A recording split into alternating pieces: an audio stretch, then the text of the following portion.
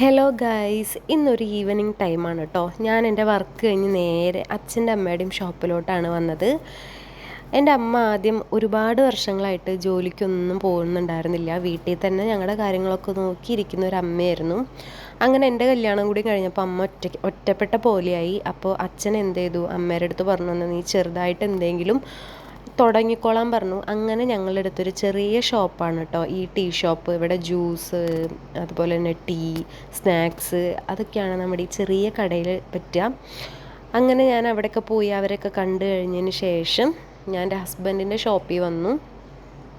എനിക്ക് സത്യം പറഞ്ഞാൽ വർക്ക് കഴിഞ്ഞ് അപ്പം തന്നെ വീട്ടിൽ പോകുന്നതിനേക്കാളും കൂടുതൽ ഇഷ്ടം ആദ്യം അച്ഛൻ അമ്മയുടെ അടുത്ത് പോയി അവിടെ കുറച്ച് നേരമൊക്കെ ഇരുന്ന് അവരുടെ അടുത്ത് വിശേഷങ്ങളൊക്കെ പറഞ്ഞ് അതൊരു ഭാഗ്യമായിട്ട് എനിക്ക് തോന്നിയിട്ടുണ്ട്. കാരണം കല്യാണം കഴിഞ്ഞ് ഒരുപാട് പെൺകുട്ടികൾ നല്ല ലോങ് കല്യാണം കഴിച്ച് പോയിട്ട് വീട്ടിൽ വരാനും അച്ഛനമ്മേനെയും കാണാനൊക്കെ ഒരുപാട് ബുദ്ധിമുട്ടുമ്പോൾ ദൈവം എൻ്റെ ലൈഫിൽ വലിയൊരു അനുഗ്രഹമാണ് എനിക്ക് തന്നത്. കാരണം എൻ്റെയും ഹസ്ബൻഡിൻ്റെയും വീടുകൾ തമ്മിലൊരു 3-3.5 കിലോമീറ്റർ ഡിഫറൻസേ ഉള്ളൂ.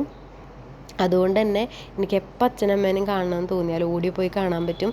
പക്ഷേ കടകൾ തമ്മിൽ 1 കിലോമീറ്റർ വ്യത്യാസമുള്ളൂ. അതുകൊണ്ട് ഞാൻ എപ്പോഴും ഈവനിങ് ടൈം ആയി അച്ഛനമ്മേനെയും കാണാൻ പോവും. അത് കഴിഞ്ഞ് നേരെ ഹസ്ബൻഡിൻ്റെ കടയിൽ വന്നിട്ടിരിക്കും. ചിലപ്പോൾ ഞങ്ങൾ ഹസ്ബൻഡ് കട ക്ലോസ് ചെയ്യുന്ന സമയത്ത് ഞങ്ങൾ ഒരുമിച്ചാണ് വീട്ടിൽ പോവാറ്. അല്ലാത്തപ്പോൾ ഞാൻ ആളെ കണ്ടിട്ട് അപ്പം തന്നെ വീട്ടിൽ പോവും.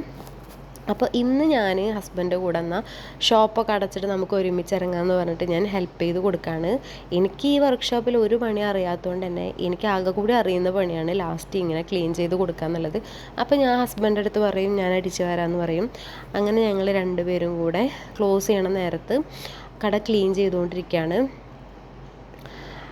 ഇത് അടിച്ച് വാരി കഴിഞ്ഞതിന് ശേഷമാണ് ഹസ്ബൻഡ് പുറത്തിരിക്കുന്ന വണ്ടികളൊക്കെ ഉള്ളിലോട്ട് കയറ്റി വയ്ക്കുക. പുറത്ത് വെച്ച് കഴിഞ്ഞാൽ ഒന്നെങ്കിൽ വണ്ടികൾ മിസ്സായി പോവും, അതല്ലാന്നുണ്ടെങ്കിൽ മഴയൊക്കെ ആണെങ്കിൽ പിന്നെ വണ്ടികൾക്ക് ഒന്നും കൂടെ കംപ്ലൈൻ്റ് ആവും. അങ്ങനെ വണ്ടികളൊക്കെ കയറ്റി വയ്ക്കാൻ പോവാണ്. എൻ്റെ അടിച്ച് വാരി കഴിഞ്ഞ് ഞാനവിടെ ചൂലെടുത്ത് വെച്ചാൽ പിന്നെ നേരെ ഞാൻ വന്ന് സോഫയിലിരിക്കും.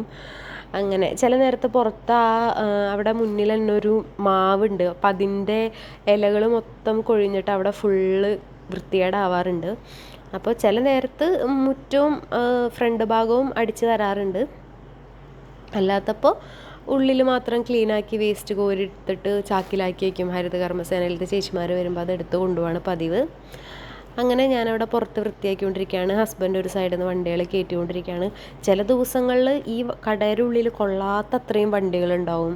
ചില ദിവസങ്ങളിൽ നമുക്ക് പുറത്ത് വണ്ടി വെച്ച് പോകേണ്ട അവസ്ഥ വരും. പുറത്ത് വെച്ച് പോകുന്നത് കുറച്ച് റിസ്ക്കാണ്. പിന്നെ മഴ പെയ്ത് കഴിഞ്ഞാൽ വണ്ടികൾക്കൊന്നുകൂടെ കംപ്ലൈൻറ്റ് കൂടി വരുന്ന കാരണം കൊണ്ട് പരമാവധി കുത്തി കയറ്റിയിട്ടാണെങ്കിലും ഉള്ളിൽ സേഫായിട്ട് എടുത്ത് വെച്ചിട്ടാണ് ഹസ്ബൻഡ് ഇറങ്ങാറ്. ആൾക്ക് അങ്ങനെയുള്ള കാര്യങ്ങളൊക്കെ ഭയങ്കര കൃത്യനിഷ്ഠ കൂടുതലാണ്. ആളൊട്ടും ഒന്നും അങ്ങനെ അലക്ഷ്യമായിട്ട് ചെയ്യുന്ന ഒരാളല്ല. അതുകൊണ്ട് തന്നെ ഓരോ വണ്ടിയും കറക്റ്റ് ഉള്ളിൽ കയറ്റി വെച്ച് ലോക്ക് ചെയ്തിട്ടൊക്കെയാണ് ഇറങ്ങാറുള്ളൂ. ചില വർക്ക്ഷോപ്പിലൊക്കെ ഞാൻ പോകുമ്പോൾ കാണാറുണ്ട് ചില വണ്ടികളൊക്കെ പുറത്ത് ഇങ്ങനെ ഇരിക്കുന്ന കാണാം.